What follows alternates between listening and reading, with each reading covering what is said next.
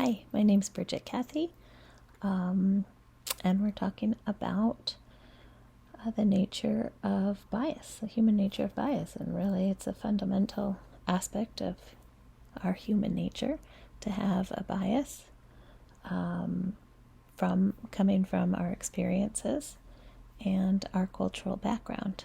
I feel like I have a different background than a lot of people because I moved so much growing up. I went to 4 different high schools. I lived in so many houses I can't even tell you. Back and forth from one side of the coast to the other between California and New York. So I was exposed to mostly white neighborhoods, but lots of different types within those neighborhoods and schools that I went to talk about differences in socioeconomics and different races as well.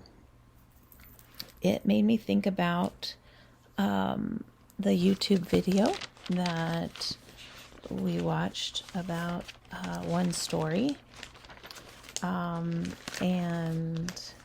the danger of one single story, of the single story. And it made me think about the reason behind me moving my family to England. And that was because for the previous 20 plus years, we had been spending our majority of the time in Santa Barbara, California. And because I hadn't grown up there, I knew that wasn't the type of life everybody experienced. And when I had 3 kids, I knew I didn't want them to think that this was their single story, that life was just Santa Barbara. So we moved to England and we lived in a flat, and the kids took public transport. We all took public transport because I didn't have a car. So we either rode bikes or rode buses or the tube. And we got to meet all different types of people.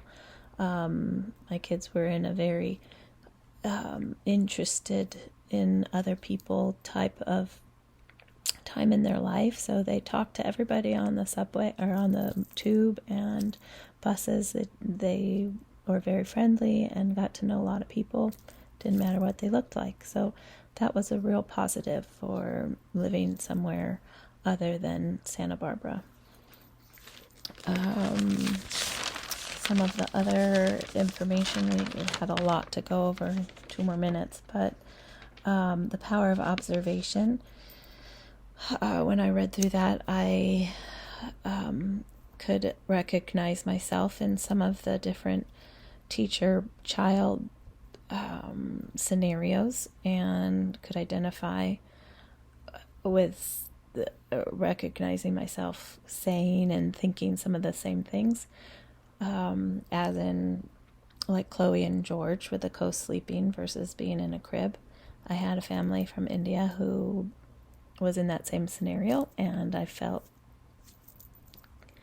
like it was hard for the child to come to school because he was up a lot. But it was also cultural because the family was from India, and so they were talking to family in India. So that made time be difficult. So I could relate to that and thinking, whoops, I needed to be more culturally sensitive to that. I also saw lots of connections with some of the other teachers' scenarios that were there. Like, Isabella talking and interrupting and feeling like I was that teacher too, to ask them to use their quieter voices. But in the end, our common goal is supporting the child, and that's what I believe I am capable of doing, especially when I'm seeing other teachers commenting about feeling like it's not the right program for a child after one day of being there. I I go back to having to pay attention and observe and see what they are doing or what we can do to help. And that exact thing is happening this week at my school. So we will be working together to help the team of teachers work together to help some of the kids that need a little more attention. So I liked how we have done in previous classes about writing down the positives, and that came up again as being helpful, and I really liked that from last week. I also read The White Fragility and realized that there's a lot to learn about how I was brought up to be quiet and not ask about things, to kind of, like they say, the silence reinforces the status quo of the racial inequality, because we're not talking about it. We're not accepting responsibility for our white fragility of being worried or sensitive about how we would feel if we were having those conversations. I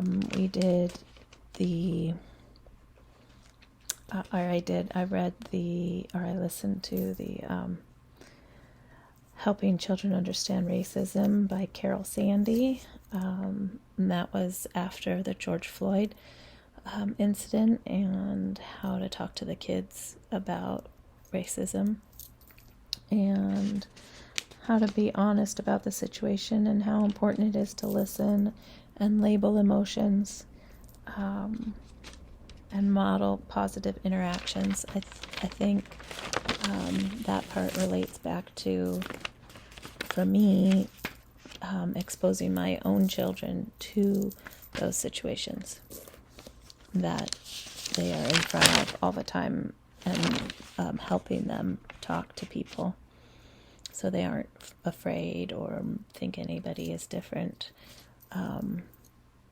in ways of not feeling like they can reach out to them.